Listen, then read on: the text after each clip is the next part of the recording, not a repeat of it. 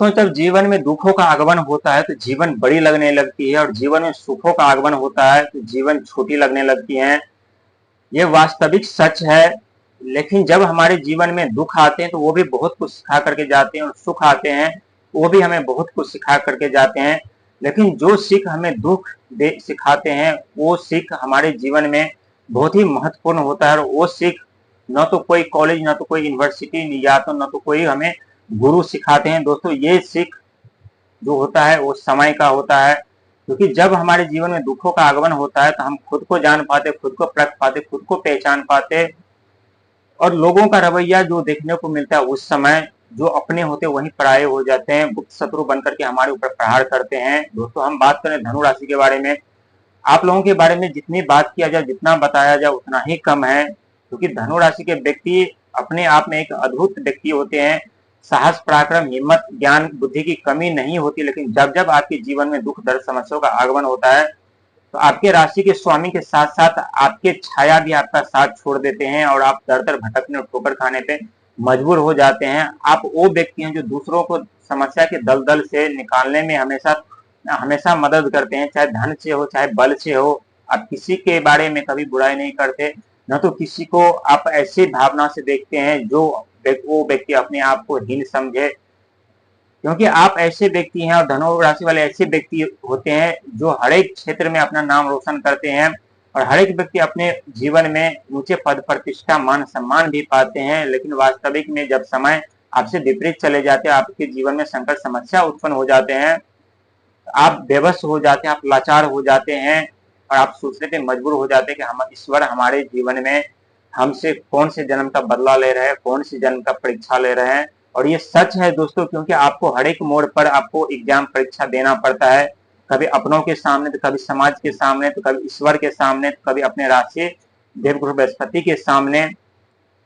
और समस्या का सामना करते करते, एग्जाम देते देते आप एक ऐसे लेवल पे पहुंच जाते हैं, वहां पहुंच करके आपको खुद ये महसूस नहीं होता कि हम यहाँ तक कैसे पहुंच गए, और हमें इतनी बड़ी सफलता कैसे मिल गई, और इतने बड़े कामयाब मिलने का कारण क्या है। दोस्तों, ये 100% सच है।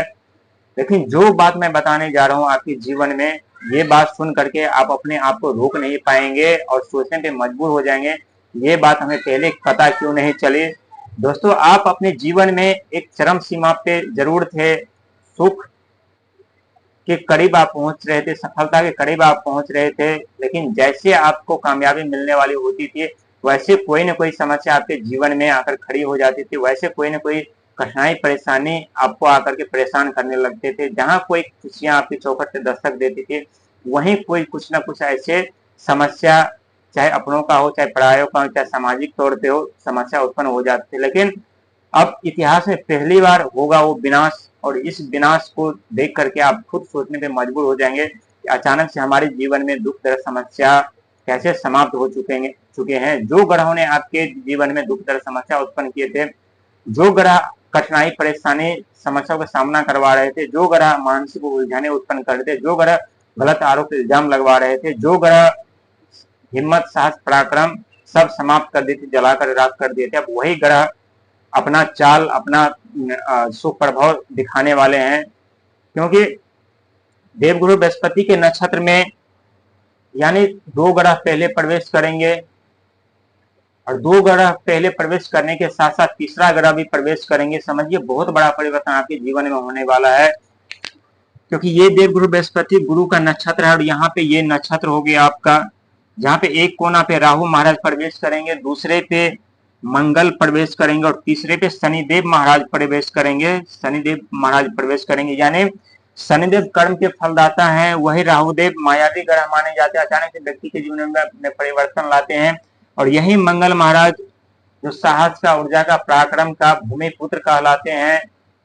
यदि हमें भूमि रिलेटेड कोई भी समस्या आपके जीवन में चल रही है, या सेल कर पा रहे हैं या नहीं कर पा रहे हैं, तो ये भी बाधा बहुत जल्द समाप्त होने वाले हैं। क्योंकि मंगल महाराज आपके तीसरे भाव में आएंगे, तो यहाँ भी आपके चौथे भाव में है मंगल महाराज, जो कि चौथा भाव होता है जमीन, जायदाद, घर गृहस्थी का। यहाँ पे राहु के, मंगल की दृष्टि बनी हुई है। जैसे मंगल तीसरा घर में आएंगे, वैसे आपके रास्ते साफ हो जाएंगे, अपने जीवन में सफलता पाते हुए चले जाएंगे।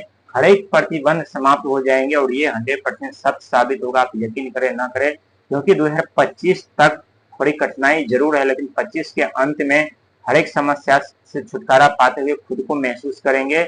और जैसे 2026 आरंभ होगा वैसे आपके जीवन में खुशियां बिना बादल के दस्तक देगी, धन का आगमन होगा, आपके हर एक सपने सच होते हुए नजर आएंगे। लेकिन साथ ही लालच क्रोध से बचना है, गलत कार्य करने से भी आपको बचना है, और साथ ही अपने ज्ञान का गलत प्रयोग करने से भी बचना है, क्योंकि आपके राशि के स्वामी यानी देवगुरु